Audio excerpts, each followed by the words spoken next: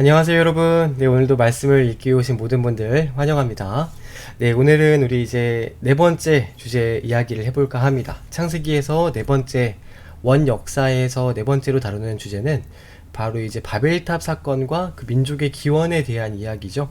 오늘은 좀 빠른 속도로 그 이야기를 좀 보도록 하겠습니다.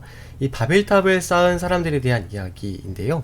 우리 어제까지 해서 노아의 홍수, 그래서 하나님의 홍수 심판과 노아의 방주 이야기를 말씀을 드렸죠. 그래서 하나님께서 그 노아의 홍수가 그치고 나서 사람들에게 약속을 하셨는데, 그게 이제 무지개 약속이라고 하는 약속을 하십니다.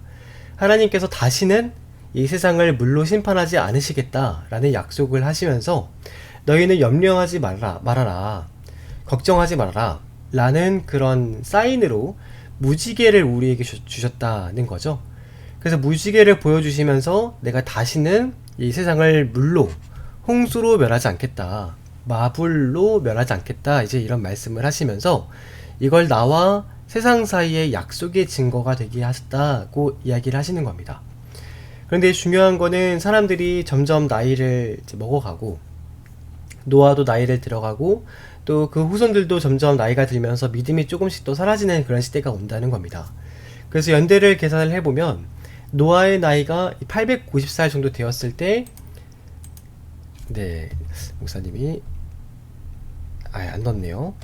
네, 890살 정도 되었을 때 이 데라라고 하는 사람이 아브라함을 낳은 것으로 보이는데, 그러니까 노아가 돌아가실 때쯤 되었을 때 아브라함이 태어났고, 그러니까 아브라함이 살아가기 그 이전 노아가 노년이 되었을 때, 그때쯤 사람들이 세상에 편만하게 퍼져나가면서 땅에 충만하면서 또 동시에 하나님을 잊어버리는 또 그런 세대가 반복이 된 겁니다.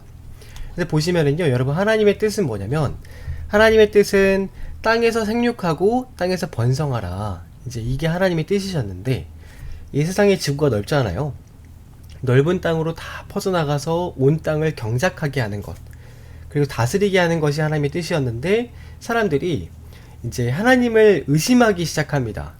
무슨 이야기냐면, 하나님께서는 흩어져서 세상에 편만하게 번성해서 퍼져라 라고 했는데, 사람들이 퍼져나가기를 싫어한 거예요.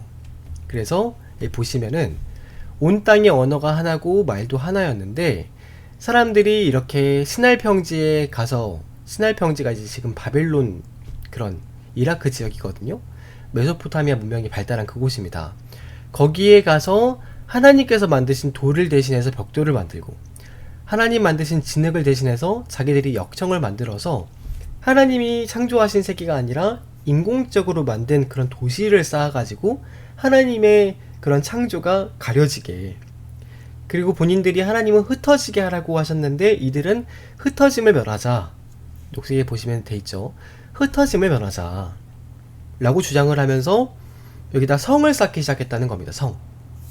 그래서 그 탑을, 꼭대기를 하늘에 닿을 때까지 쌓아서 우리의 이름을 내자, 자신들의 명예와 자신들의 이름과 또 권력을 조직화해가지고 사람들이 흩어지지 않게.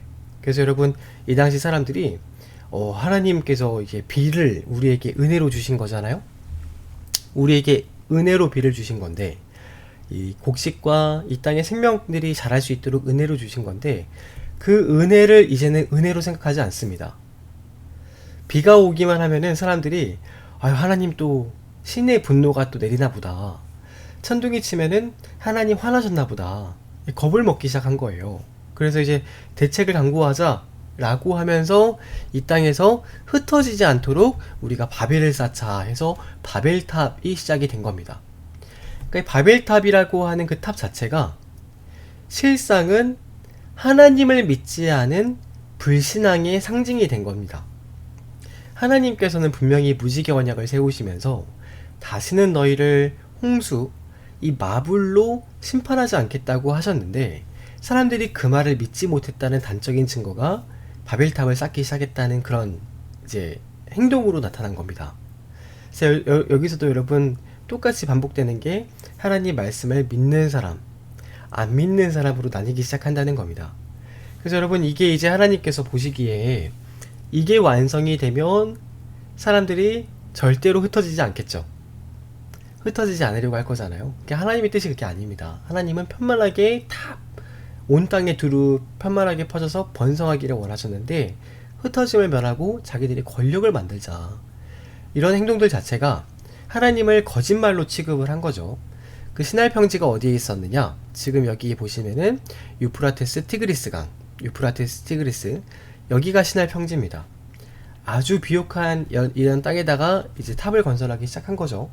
근데 이제 여러분 아까 보시면 알겠지만 이때까지는 문화도 하나였고 언어도 하나였고 그 노아 이후로 모든 사람들이 한 민족을 이루고 살고 있었는데 하나님께서 이 땅에 그 탑을 건설하는 성읍을 보시려고 내려오신 거예요. 근데 보시면서 하나님도 하시는 말씀이 이들이 이렇게 일을 시작하였으므로 이후에는 이들이 하고자 하는 일을 막을 수 없을 것이다. 자기들에게 성을 쌓아서 하나에 똘똘 뭉치는 그 권력을 이용해서 사람들을 통제하고자 하는 그런 행동들을 막을 수 없을 것이다. 그래서 여러분 지금도 사실은 전 세계의 언어가 다 흩어져 있지만 언어가 통합되고 있죠. 뭐 AI 최첨단 시대를 달리고 있으면서 한편으로는 권력이 집중되고 있는 현상이 발생을 하잖아요. 거의 지금 뭐 실리콘밸리 천재들이 만든 그 AI라는 기술을 가지고 인류의 모든 사람들의 이런 이 공통된 문화권을 형성해 가고 있는 거 아닙니까? 맞죠. 사람들이 하려고 하는 게 그때나 지금이나 똑같습니다. 그러니까 하나님께서도 이 일을 지금 이들이 시작을 하였는데 이후에 하는 건 막지 못한다. 결국에는 사람들이 이렇게 똑같이 할 거라는 겁니다. 그런데 하나님께서 이때 이 바벨탑 사건에 있을 때는 이들을 하고 있는 일을 멈추게 중단되게 하시는 걸 택하는데 그 중단되게 하시고자 이제 하시는 일이 뭐냐면 언어를 혼잡하게 했다고 해서 서로 알아듣지 못하게 했다고 합니다. 여러분 지금 우리가 지구상에 흩어져 있는 언어가요 약 6,000가지가 된다고 해요. 6,000가지. 원래는 짐작하기로 언어가 1만 가지 정도가 되었을 거라고 이제 예상을 합니다. 근데 이제 지금도요 2주가 지나면은 언어 하나가 소멸된대요. 지금도 언어가 통합되는 쪽으로 계속 이제 문화권이 형성돼 가고 있는데 우리나라도 마찬가지로 제주도 방언은 완전 우리나라 말이랑 거의 다른데 사라지고 있잖아요. 그렇게 점점 이제 언어가 그 당시에 이제 1만 가지로 혼잡해졌던 언어가 하나님께서는 그 언어를 흩으시면서 사람들의 문화를 바꾸셨고 근데 그 언어는 점점 갈수록 한 가지로 다시 통합되고 있다. 영어권으로 통합이 되지 않을까 많은 분들이 이렇게 생각을 합니다. 근데 여러분 여기 보시면은요 언어를 혼잡하게 한 것과 바벨탑이 흩어진 것이 무슨 상관이 있느냐 생각을 해볼 때 여러분 언어가 다르면은요 이 사람들이 첫 번째로 말이 통하지 않죠. 의사 전달이 안 되는 겁니다. 의사 전달. 근데 여러분 이 말이 통하지 않는다는 게 의사 전달이 되지 않는다는 그런 이제 결과도 미치지만 한편으로 생각을 해보면은요 언어가 바뀌면서 사람들의 문법의 어순이 바뀌잖아요. 단어도 달라지지만 문법의 어순이 달라집니다. 그러니까 사람들의 생각이 서로 달라진 거예요. 그러니까 미국 사람이랑 한국 사람은 태생적으로 그 사물을 바라볼 때 인식하는 방법이 다릅니다. 그러니까 미국 사람들은 객체주의라고 보통 말을 해요. 그 하나의 작은 단위를 먼저 보는데 한국 사람은 이제 공동체주의, 큰 단위를 먼저 본다고 이야기를 보통 해요. 뿐만 아니라 여러분 수신호도요 다릅니다. 서양 사람들은 우리 이렇게 하잖아요. 그럼 서양 사람들은 이걸 뭐라고 하는지 아세요? 이렇게 하면은 서양 사람들이 저리 갑니다. 근데 한국 사람들은 이렇게 하면 오라는 뜻인 거예요. 그러니까 이런 수신호 자체부터 해서 언어와 또 생각과 문법이 바꿔지니까 사람들이 더 이상 탑을 쌓을 수 없는 지경에 이르는 상황이 발생을 한 겁니다. 그래서 여러분 지금 우리도 마찬가지인데 이 공동체가 무너지는 가장 중요한 핵심적인 이유는요 대화의 단절에서 시작이 됩니다. 그 사고와 소통, 그 대화가 단절되면 그 대화가 단절됨으로써 서로가 오해를 하게 되고 그 오해가 증폭되어서 또 관계가 단절되게 됩니다. 그리고 나서 관계가 단절되니까 함께하는 공동체 일을 못하게 되는 거죠. 그러니까 우리가 이제 대화를 다 해보면 서로가 오해를 했구나라는 것을 알 수 있는데 대화를 하지 않고 또 대화를 끊어버리니까 오해한 채로 그대로 두니까 서로 감정의 골이 더 깊어지는 겁니다. 그래서 우리가 다 서로 부족하고 연약한 사람들이잖아요. 그래서 서로 이제 좀 대화를 해보면은 좀 입장도 이해가 되고 서로 용서해 줄 건 용서하고 또 풀을 거는 풀면서 이렇게 성숙하게 잘 이제 해결할 수 있는 문제인데 중요한 건 대화를 단절을 해버린다는 겁니다. 여러분 대화가 단절된 공동체는 사역도 안 됩니다. 관계가 안 되기 때문에. 그래서 여러분 반드시 기억하실 것은 대화가 관계가 회복되어야 사역도 잘 일어날 수 있다. 관계가 늘 우선이다. 관계가. 또 하나는요. 여러분 그렇다고 대화가 잘 된다고 해가지고 또 다 되는 건 아니고 대화하면 할수록 꼬이는 공동체도 있어요. 꼬이는 곳. 그게 왜 그러냐. 이 대화가 안 되는 사람들이 있습니다. 대화가 안 되는 사람. 그럴 때는 어떻게 해야 되느냐. 그럴 때는 함께 예배하는 겁니다. 예배. 그래서 서로가 잘 대화가 통하지 않고 부족하더라도 예배함으로 하나님과의 관계가 바로 회복이 되면 하나님 안에서 그 관계가 회복이 되면 하나님을 통해서 이어지는 공동체가 되는 거죠. 그래서 여러분 그 예배가 회복되어야 그리고 관계도 완전하게 회복될 수 있다. 이게 이제 공동체의 신학적인 원리입니다. 근데 이제 바벨탑은 그 대화가 끊어졌으니까 더 이상 하는 일이 불가능했겠죠.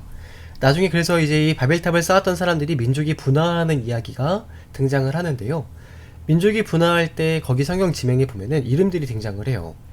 이 셈과 함과 야벳의 후손들이라고 해서 등장을 하는데 함의 후손들은 여기 아프리카에 있는 민족들을 형성을 하고요. 야벳 족속들은 이 유럽에 있는 백인들의 민족을 여기를 형성을 합니다. 셈의 후손들은 이 당시에 이 메소포타미아 문명을 중심으로 하는 아시아 지역의 문화권을 형성을 해요. 실제로도 그렇습니다. 여러분 엘람이라고 하는 사람이 셈의 후손인데 셈의 아들 엘람은 나중에 후대에 이란이라고 하는 나라 페르시아 제국의 그 시작이 됩니다. 기원이 돼요. 기원. 아수르라고 하는 사람은 아수르라는 이 민족을 이루게 된 거죠. 그리고 아람이라고 하는 나라는 나중에 아람어를 사용하는 시리아 문화권을 형성을 합니다. 아람 나라들. 여기 이렇게 지중해를 중심으로 해서 메소포타미아 문명 사이에 아람 문화권을 형성을 하게 됩니다. 룻이라는 사람도 등장을 하는데요. 룻도 굉장히 유명한 사람이에요. 나중에 우리 신구약 중간 역사 때 보겠지만 루디아라고 하는 정말 큰 나라를 형성을 합니다. 이 터키 땅에 형성을 해요. 튀르키에. 근데 유일하게 그 이름이 언급된 사람 중에서 땅이 없는 사람이 있는데 그 사람이 누구냐? 아르박삿입니다. 아르박삿. 근데 이 아르박삿이 바로 여러분 그 유명한 아브라함의 조상이에요. 아브라함의 조상. 그러니까 아브라함의 조상만 유일하게 땅을 차지하지 못하는 나그네 신세가 된 겁니다. 이런 걸 볼 때 여러분 이 사람들은 다 나름 이름 있는 사람들이고 한 민족을 형성하고 나라를 차지한 사람들이었어요. 근데 유일하게 아르박삿은 나라 없이 떠돌아다녔던 나그네 같은 민족이었는데 참 놀라운 사실은 떵떵거리는 그 잘 사는 나라들이 하나님을 만난 것이 아니라 나라 없이 유리하는 생활을 했던 아르박삿이 하나님을 만나게 되었더라. 그래서 여러분 하나님은요 보통 사람을 사랑하신다 이런 말이 있습니다. 부자는 천국에 가는 게 어렵다 이런 말이 괜히 나온 게 아니에요. 예수님도 여러분 팔복에 보시면은 심령이 가난한 자는 복이 있나니 천국이 그들의 것이다. 애통하는 자들은 복이 있나니 그들이 위로를 받을 것이다. 그래서 여러분 오히려 잘 나가고 세상에서 떵떵거리고 사는 사람은 악한 일을 하는 경우가 많은데 이 참 배회하고 참 정들 곳 없이 정처 없이 떠도는 그런 가진 거 없는 사람들이 은혜를 입어서 하나님을 만나게 되는 그런 역사들이 굉장히 많습니다. 그 이야기를 우리 내일 아브라함을 통해서 좀 보도록 하겠습니다. 그래서 오늘은 이제 여기 이제 신할평지가 여기 지역인데요. 여기에서 있었던 사건을 조금 더 보려고 합니다. 어떤 사건이냐면 아브라함이 아닌 신할평지에서 나라를 형성했던 사람들 중에 제국을 형성하고 바벨탑을 실제로 쌓았던 사람은 누구냐? 바벨 문명을 형성한 사람들이 누구냐? 그 이야기인데요. 창세기 10장에 보면은 8절에 이런 말이 있어요. 구스라는 사람이 니무롯을 낳았는데 니므롯은 첫 용사다. 세상에서 볼 때는 용사였고, 또 하나님 여호와 앞에서는 용감한 사냥꾼이 되어서 속담에 이르기를 여호와 앞에 니므롯같이 용감한 사냥꾼이 누가 있겠느냐, 이제 이런 얘기까지 나올 정도로 이제 이런 사냥꾼이었다고 이야기를 합니다. 그래서 그 나라가 시나일 땅과 바벨에 있었다고 하는 거죠. 그래서 여러분, 여기 이제 나오는 용사라는 단어가 사람들 사이에서는 용사일지 모르지만요, 하나님 앞에서 보기에는 겁도 없이 사냥을 하는 사람인 겁니다. 하나님께서 뻔히 눈뜨고 보고 있는데 생명을 죽여가면서 처음에는 사냥을 하다가 나중에 살인까지 저지르는, 제국을 형성하기 위해서 사람까지도 사냥을 하는 그런 악한 사람이 바로 이 니므롯이에요. 그래서 여러분, 이 니므롯이 사람들이 선동을 하는데 비가 오거나 그럴 때 이제 사람들이 두려워한다고 말을 했잖아요. 그러니까 니므롯은 하나님께서 사람을 흩어보내는 목적은 인간의 세력을 깎아내려서 우리를 통치하기 쉽게 하기 위해서 이렇게 한 거다 라고 하나님을 오해하게 만듭니다. 그래서 이제 사람들을 선동하기 시작을 한 거죠. 그래서 이 니므롯이 쌓았던 탑이 바로 바벨탑. 여러분, 이런 이야기가 이제 실제로 이제 성경에는 이렇게 자세하게까지 나오지 않는데요, 유대인 백과사전에 보면은 니므롯에 대한 이야기가 자세하게 나옵니다. 또 지금도 저기 튀르키예 지역에 가면은요, 니므롯에 대한 속담이 지금도 남아있어요. 근데 이제 니므롯이 여러분 빨리 죽습니다. 일찍 죽는데 그 이유를 조금 오늘 말씀드리고 마칠까 해요. 여러분, 얘기가 누구냐면은 니므롯에게는 한 명의 아내가 있었는데요, 그 유명한 세미라미스라고 하는 여인이 아내였습니다. 근데 이 사람이 천하의 악녀예요. 악녀. 정말 이름 높은 악녀입니다. 그래서 이 니므롯이 어떻게 참 했는지 세미라미스와 함께 살면서 오래 살지 못해요. 스트레스를 받았는지 일찍 죽습니다. 그래서 여러분이 세미라미스가 나중에 이 메소포타미아 그 문명 시날 평지 땅에다가 이제 성을 건설하고 그 당시에 하수도 공사, 도로 공사를 정말 기가 막히게 해요.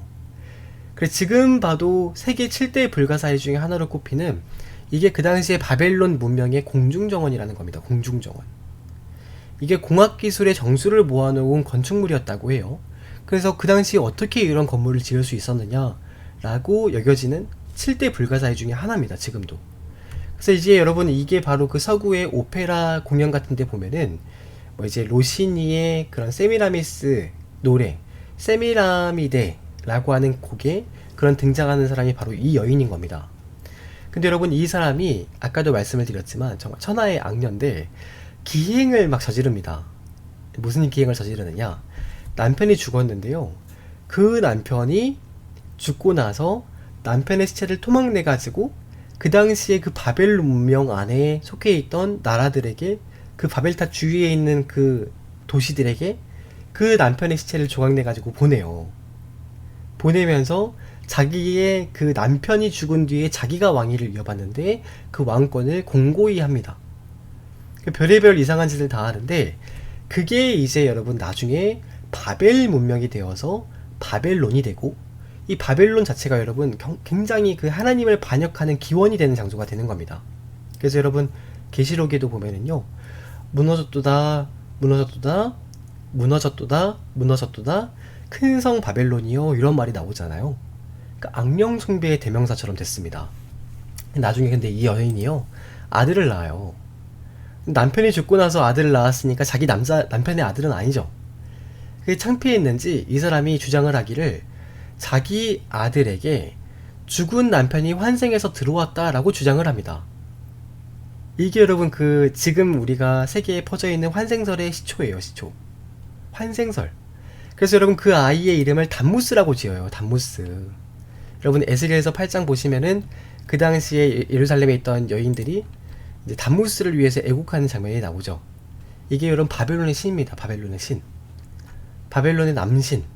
근데 여러분 이 사람이 뭐라고 주장을 하냐면요, 자기 아들에게 남편이 환생을 했으니까 자기 아들이면서 한편으로는 자기 남편이죠. 그러니까 이 나중에 여자가 자기 아들이랑 결혼을 합니다.